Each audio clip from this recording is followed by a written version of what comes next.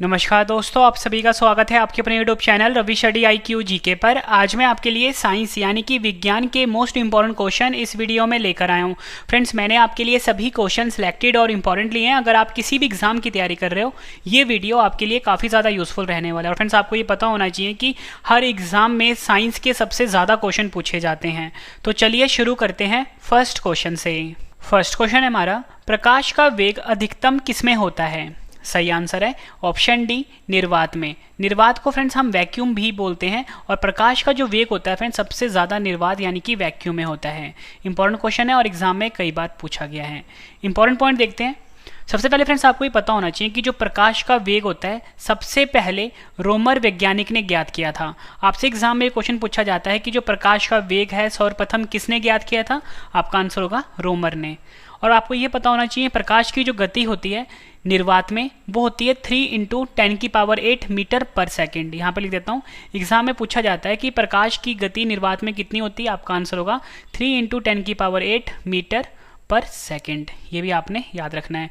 और आपको ये पता होना चाहिए कि जो सूर्य का प्रकाश होता है पृथ्वी तक पहुंचने में उसको 8.15 मिनट लगते हैं, यानी कि 8 मिनट 15 सेकंड लगते हैं। कहीं कहीं पे आपको 8 मिनट 16 सेकंड भी दे देंगे। ठीक है, ये क्वेश्चन भी एग्जाम में पूछा गया है। और सबसे ज़्यादा इंपॉर्टेंट क्वेश्चन फ्रेंड्स एग्जाम में पूछा जाता है कि माध्यम के तापमान में वृद्धि के साथ प्रकाश की गति पर कोई फर्क नहीं पड़ता। एग्जाम में पूछा जाता है कि माध्यम के तापमान में वृद्धि के साथ प्रकाश की गति पर क्या फर्क पड़ेगा? आपका आंसर होगा कोई भी फर्क नहीं पड़ेगा।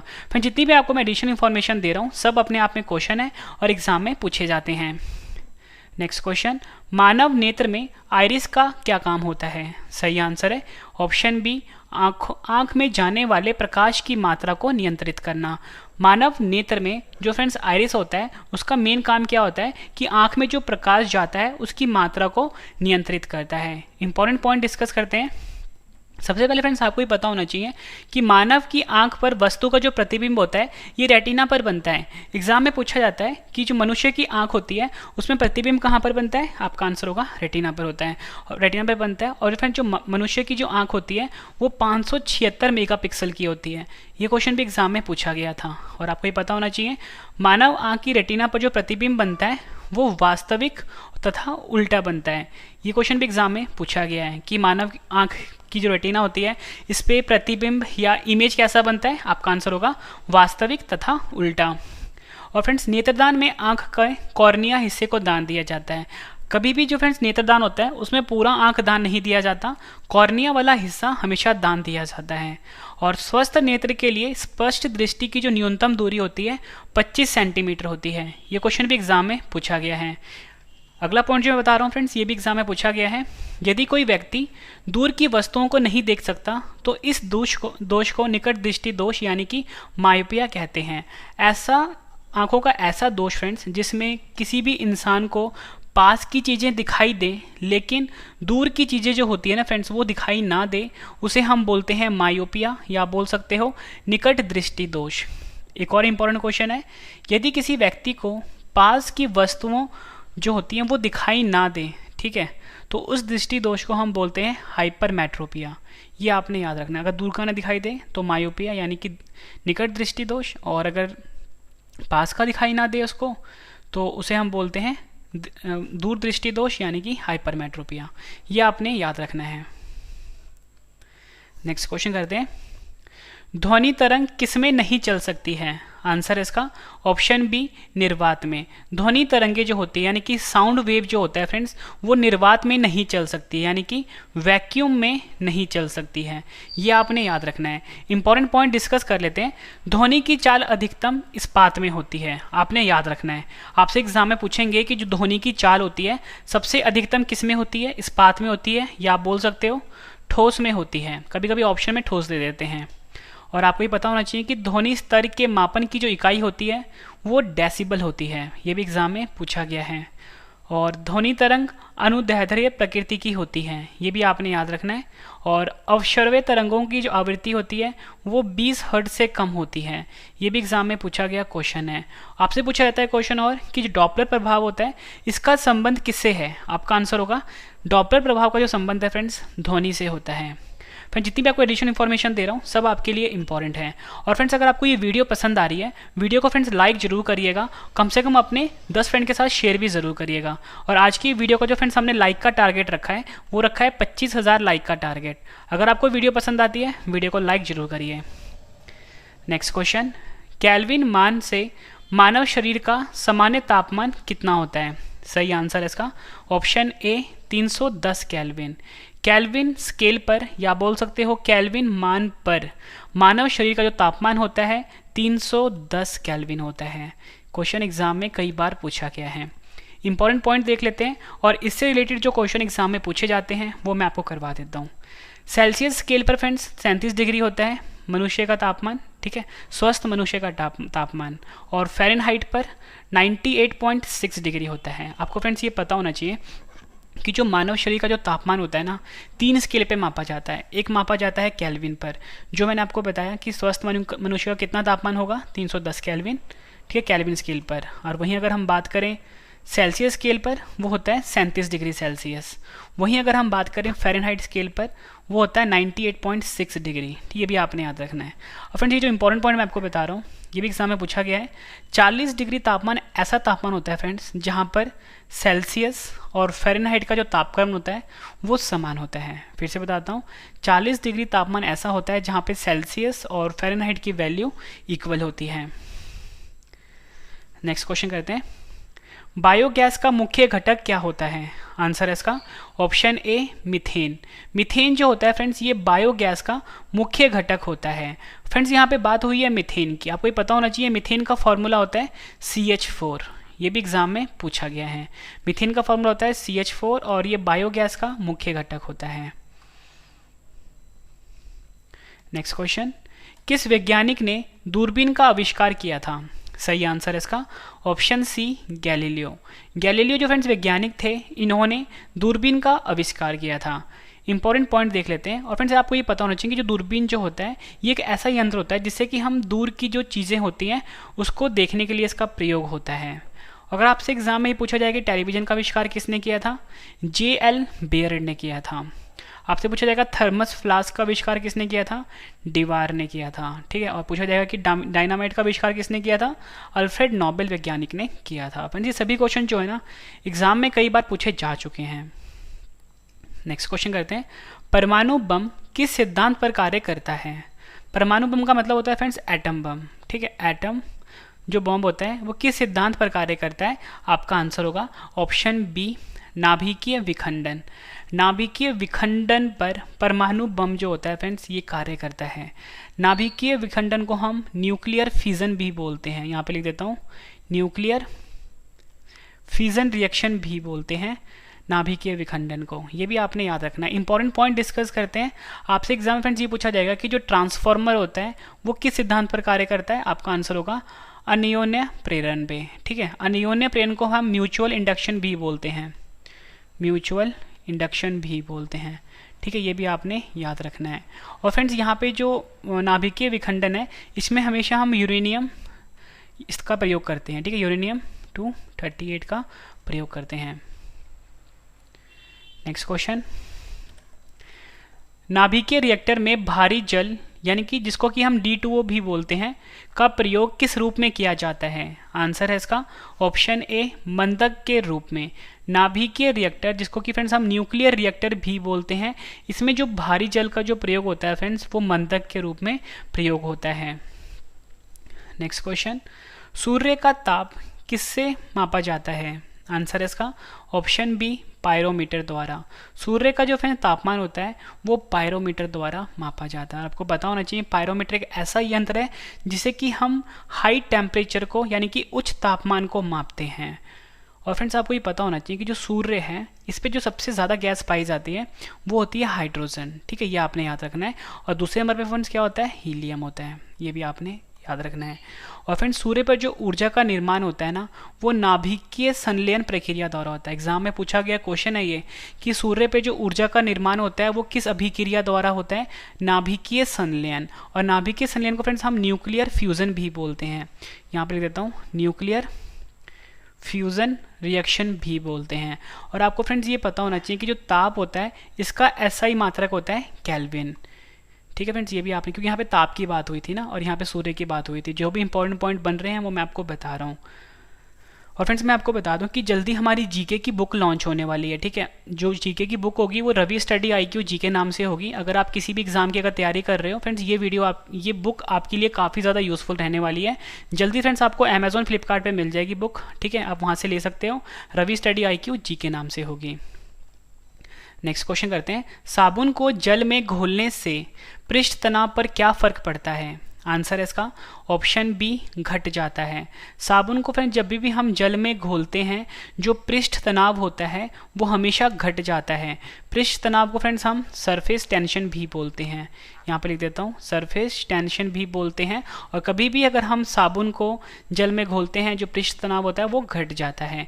इंपॉर्टेंट पॉइंट देखते हैं, एग्जाम में पूछा जाता है कि बरसात की बूंदें गोलाकार होती हैं, क्यों होती हैं? पृष्ठ तनाव के कारण, ठीक है, ये भी आपने याद रखना है। उसके बाद एक क्वेश्चन पूछा जाता है कि तेल की बूंद पानी पर फैल जाती है, क्योंकि? इसका आंसर होगा तेल का जो फ्रेंड्स पृष्ठ तनाव होता है वो जल से कम होता है। ये भी आपने याद रखना है, एग्जाम में पूछा गया क्वेश्चन है। नेक्स्ट क्वेश्चन कर लेते हैं, भूस्थिर उपग्रह। भूस्थिर उपग्रह को फ्रेंड्स हम जियो स्टेशनरी सैटेलाइट भी बोलते हैं, का आवर्तन काल कितना होता है? सही आंसर है इसका ऑप्शन सी, 24 घंटे का। भूस्थिर उपग्रह जो होता है फ्रेंड, जैसे कि हम जियो स्टेशनरी सैटेलाइट बोलते हैं, इसका आवर्तन काल होता है 24 घंटे का। यह आपने याद रखना है। फ्रेंड्स देखो, अगर इसका ये जो भूस्थिर उपग्रह है इसका आवर्तन काल 24 घंटे का होगा, तो आपको ये भी पता है कि फ्रेंड जो पृथ्वी है, ठीक है, अपने अक्ष पर पूरा घूमने में 24 घंटे का समय लेती है। और अगर ये सैटेलाइट भी जो है अगर 24 घंटे का टाइम लेगा घूमने में, तो फ्रेंड इसलिए जो पृथ्वी का जो फेस होता है और इस सैटेलाइट का जो फेस होता है बिल्कुल आमने सामने होता है, ठीक है, ये भी आपने याद रखना है। इंपॉर्टेंट पॉइंट देख लेते हैं, भूस्थिर उपग्रह की जो ऊंचाई है पृथ्वी की सतह से 36,000 किलोमीटर होती है। कभी कभी आपको एग्जाम में 36,500 भी दे देंगे, ठीक है, ये आपने याद रखना है। और आपको ये पता होना चाहिए कि फ्रेंड चंद्रमा जो कि पृथ्वी का एक प्राकृतिक उपग्रह है, यहाँ पे जो गुरुत्वाकर्षण होता है पृथ्वी की तुलना में 1/6 होता है। अगर आपका वजन पृथ्वी पे 60 किलो का होगा, ठीक है, 60 किलो का, और जब भी आप चंद्रमा पे जाओगे तो आपका वजन कितना हो जाएगा फ्रेंड्स? 10 किलो का हो जाएगा, ठीक है, ये भी आपने याद रखना है। नेक्स्ट क्वेश्चन, किसी बाल्टी में पानी पर बर्फ तैर रही है। जब बर्फ पूर्णतः पिघल जाएगी तो बाल्टी में पानी का तल डैश रहेगा। सही आंसर है इसका ऑप्शन सी, समान रहेगा।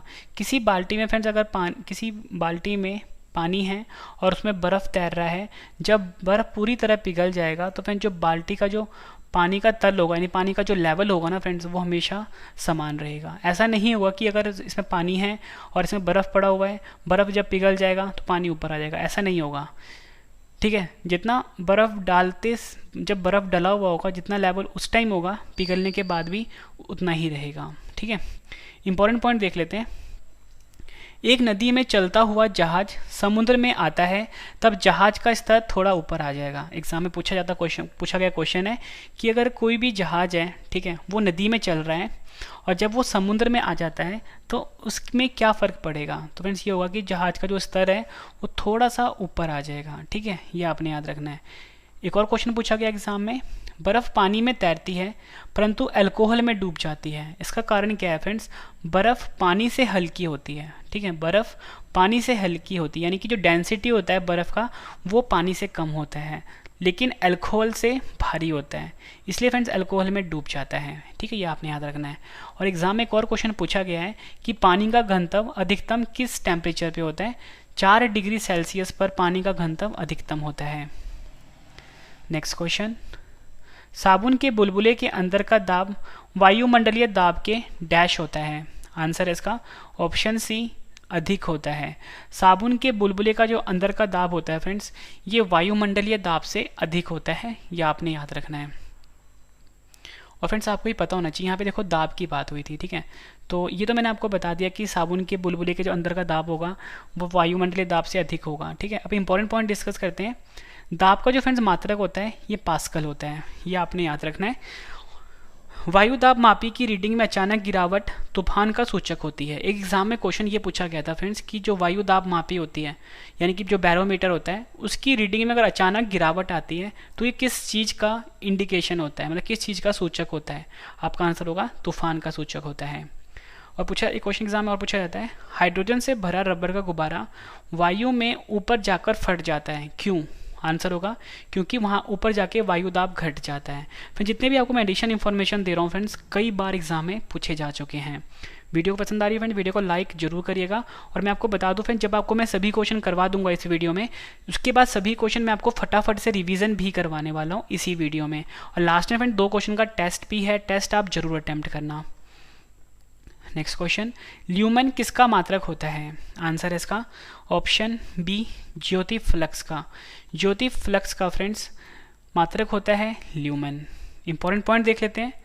अगर आपसे पूछा जाए कि प्रकाश वर्ष किसकी इकाई है, दूरी की इकाई होती है। ये भी एग्जाम में पूछा गया क्वेश्चन है। आपसे पूछा जाता है कि लेंस की क्षमता का मात्रक क्या होता है, डायोप्टर होता है। ये भी आपने याद रखना है, पूछा गया क्वेश्चन एग्जाम में। नेक्स्ट क्वेश्चन, किस क्रिया के फलस्वरूप पौधों के ऑक्सीजन का निकास और कार्बन डाइऑक्साइड का अवशोषण होता है। आंसर है इसका ऑप्शन ए प्रकाश संश्लेषण। प्रकाश संश्लेषण फ्रेंड्स ऐसी क्रिया है जिसके फलस्वरूप पौधों के ऑक्सीजन का निकास होता है और कार्बन डाइऑक्साइड का अवशोषण होता है। प्रकाश संश्लेषण को फ्रेंड्स हम फोटोसिंथेसिस भी कहते हैं। क्या बोलते हैं, फोटोसिंथेसिस रिएक्शन। इंपॉर्टेंट पॉइंट देख लेते हैं। और फ्रेंड जो पेड़ पौधे होते हैं इनकी जो पत्तियों का रंग हरा होता है वो क्लोरोफिल के कारण होता है। और आपको ये पता होना चाहिए कि क्लोरोफिल में मैग्नीशियम धातु आयन पाया जाता है। काफ़ी बार पूछा गया क्वेश्चन है फ्रेंड्स। साथ साथ में आप नोट्स बनाते रहो जो भी क्वेश्चन मैं आपको करवा रहा हूँ। और फ्रेंड्स अगर आपने करंट अफेयर डेली पढ़ना है तो मैंने वीडियो के डिस्क्रिप्शन में लिंक दिया है करंट अफेयर चैनल का। डेली PDF भी मिलती है वीडियो, हर वीडियो की। चैनल का नाम है current affairs by Ravi, current affairs by Ravi. एक और चैनल है जिसका नाम है बेस्ट एग्जाम, लिंक वीडियो के डिस्क्रिप्शन में फ्रेंड, जाके आप सब्सक्राइब करिए उसको, ठीक है। नेक्स्ट क्वेश्चन, न्यूटन की गति का प्रथम नियम क्या कहलाता है। आंसर है इसका ऑप्शन बी जड़त्व का नियम। जड़त्व का नियम जो होता है फ्रेंड्स ये न्यूटन की गति का प्रथम नियम कहता है। फ्रेंड जो न्यूटन की जो वैज्ञानिक था इसने 3 नियम दिए थे, ठीक है, गति के। और जो पहला नियम था उसको जड़त्व का नियम या बोल सकते हो लॉ ऑफ इनर्शिया भी बोलते हैं, लॉ ऑफ इनर्शिया।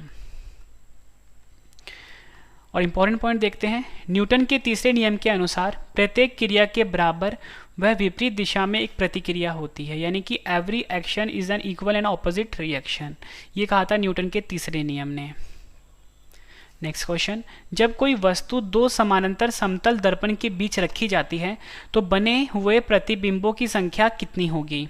आंसर है ऑप्शन सी अनंत, यानी कि इनफाइनाइट, ठीक है, इनफाइनाइट होगी यानी अनंत होगी। जब कोई वस्तु 2 समानांतर समतल दर्पण के बीच रखी जाती है तो फिर जो प्रतिबिंब बनेंगे वो अनंत बनेंगे, यह आपने याद रखना है।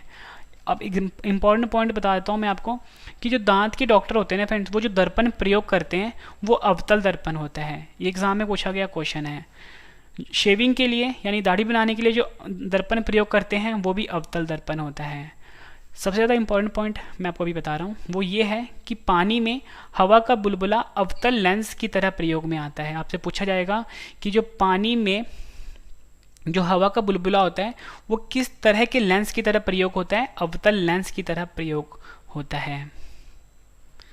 नेक्स्ट क्वेश्चन, स्त्रियों की नसबंदी को क्या कहा जाता है। आंसर है इसका ऑप्शन ए ट्यूबेक्टॉमी। ट्यूबेक्टॉमी जो होता है फ्रेंड्स ये स्त्रियों की नसबंदी को कहा जाता है। इंपॉर्टेंट पॉइंट देख लेते हैं, पुरुषों की नसबंदी को वैसेक्टॉमी कहा जाता है। ये भी आपने याद रखना है फ्रेंड्स। के बाद जो मैं आपको रिवीजन करवा रहा हूँ, रिवीजन वाला पार्ट आप जरूर देखना। हीमोग्लोबिन में कौन सा धातु पाया जाता है। सही आंसर है इसका ऑप्शन बी लोहा। लोहा जिसका सिंबल होता है फ्रेंड्स Fe, ये हीमोग्लोबिन में पाया जाता है। और फ्रेंड्स जो हमारा रक्त होता है उसका रंग लाल जो होता है ना फ्रेंड्स वो हीमोग्लोबिन के कारण ही होता है। और इम्पॉर्टेंट पॉइंट डिस्कस करते हैं, हीमोग्लोबिन का कार्य ऑक्सीजन ले जाना होता है। मानव शरीर में रक्त की शुद्धिकरण की प्रक्रिया को हम डायलिसिस कहते हैं। ये क्वेश्चन भी रक्त से जुड़ा हुआ पूछा गया एग्जाम में कि जो मानव शरीर में रक्त की जो शुद्धिकरण की प्रक्रिया होती है उसे क्या बोलते हैं, आंसर होता है डायलिसिस। और आपको फ्रेंड्स ये भी पता होना चाहिए कि स्फिग्मोमैनोमीटर जो यंत्र होता है इसके द्वारा हम रक्तदाब को मापते हैं। आखिरी क्वेश्चन कर रहे हैं इस वीडियो का और इसके बाद सभी का रिवीजन है। दो रेल पटरियों के मध्य जोड़ पर एक छोटा सा स्थान क्यों छोड़ा जाता है? आंसर है इसका ऑप्शन बी, क्योंकि धातु गर्म करने पर फैलता है और ठंडी होने पर संकुचित होता है। फिर देखो जो रेल की पटरियाँ होती हैं, ठीक है, आप देखते हो कि जब रेल के जो जॉइंट्स होते हैं ये वाले, ठीक है, इसके बीच में हल्का सा स्पेस डाला होता है। फ्रेंड्स ये जो स्पेस होता है, मतलब ये जो खाली जगह होता है वो क्यों होता है? क्योंकि फ्रेंड्स गर्मियों में क्या होता है कि जो धातु होता है ना वो फैलने लग जाता है, ठीक है, इसलिए स्पेस डालते हैं यहाँ पे। और जब ठंड होता है तो वो क्या करता है, सिकुड़ना शुरू हो जाता है, यही कारण होता है इसमें। फ्रेंड्स मैंने आपको ये 20 क्वेश्चन करवाए डिटेल में। उम्मीद करता हूँ फ्रेंड्स आपको वीडियो बहुत पसंद आई होगी। अब इस वीडियो का सबसे बेहतरीन पार्ट है रिवीजन। फ्रेंड्स अगर अब तक आपने वीडियो को लाइक नहीं किया है तो फ्रेंड्स लाइक जरूर करिएगा। तो चलिए फ्रेंड्स स्टार्ट करते हैं रिवीजन फर्स्ट क्वेश्चन से। प्रकाश का वेग अधिकतम किस में होता है? आंसर है निर्वात में, यानी कि वैक्यूम में। नेक्स्ट क्वेश्चन, मानव नेत्र में आइरिस का क्या काम होता है? आंसर है आंख में जाने वाले प्रकाश की मात्रा को नियंत्रित करना। ध्वनि तरंग किस में नहीं चल सकती है? आंसर है निर्वात में। केल्विन मान में मानव शरीर का सामान्य ताप कितना होता है? आंसर है 310 केल्विन। बायोगैस का मुख्य घटक क्या होता है? आंसर है मीथेन। किस वैज्ञानिक ने दूरबीन का आविष्कार किया था? आंसर है गैलीलियो ने।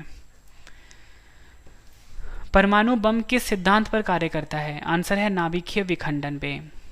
नेक्स्ट क्वेश्चन है रिवीजन का, नाभिकीय रिएक्टर में भारी जल यानी D2O का प्रयोग किस रूप में किया जाता है? आंसर है मंदक के रूप में।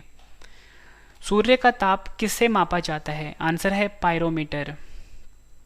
साबुन को जल में घोलने से पृष्ठ तनाव पर क्या फर्क पड़ता है? आंसर है घट जाता है। नेक्स्ट क्वेश्चन, भू स्थिर उपग्रह यानी कि जियो स्टेशनरी सैटेलाइट का आवर्तन काल कितना होता है? आंसर है 24 घंटे का। किसी बाल्टी में पानी पर बर्फ तैर रही है, जब बर्फ पूर्णतः पिघल जाएगी तो बाल्टी में पानी का तल डैश रहेगा? आंसर है समान रहेगा। साबुन के बुलबुले के अंदर का दाब वायुमंडलीय दाब के डैश होता है? आंसर है से अधिक होता है। ल्यूमेन किसका मात्रक होता है? आंसर है ज्योति फ्लक्स का।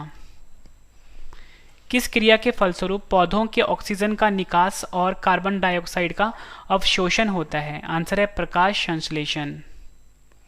न्यूटन की गति का प्रथम नियम क्या कहलाता है? आंसर है जड़त्व का नियम। जब कोई वस्तु दो समानांतर समतल दर्पण के बीच रखी जाती है तो बने हुए प्रतिबिंबों की संख्या कितनी होगी? आंसर है अनंत होगी। नेक्स्ट क्वेश्चन, स्त्रियों की नसबंदी को क्या कहा जाता है? आंसर है ट्यूबेक्टोमी कहा जाता है। हीमोग्लोबिन में कौन सा धातु पाया जाता है? आंसर है लोहा पाया जाता है। आखिरी क्वेश्चन कर रहे हैं रिवीजन का, दो रेल पटरियों के मध्य जोड़ पर एक छोटा सा स्थान क्यों छोड़ा जाता है? आंसर है क्योंकि धातु गर्म करने पर फैलती है और ठंडी होने पर संकुचित होती है। फ्रेंड्स मैंने आपको ये 20 क्वेश्चन करवाए, उसके बाद 20 क्वेश्चन का रिवीजन भी करवा दिया। और फ्रेंड्स 2 क्वेश्चन का टेस्ट है जिसका आंसर आपने कमेंट करके देना है। वीडियो कैसी लगी है फ्रेंड्स कमेंट करके आपने ये जरूर बताना है। तो चलिए स्टार्ट करते हैं टेस्ट के लिए आपको all the best. First question है हमारा, प्रकाश का वेग अधिकतम किस में होता है? आंसर आपने कमेंट करके देना है। नेक्स्ट क्वेश्चन, बायोगैस का मुख्य घटक क्या होता है? कमेंट करके अपना आंसर बताना है और वीडियो कैसी लगी है अपना फीडबैक भी जरूर लिखना है कमेंट में।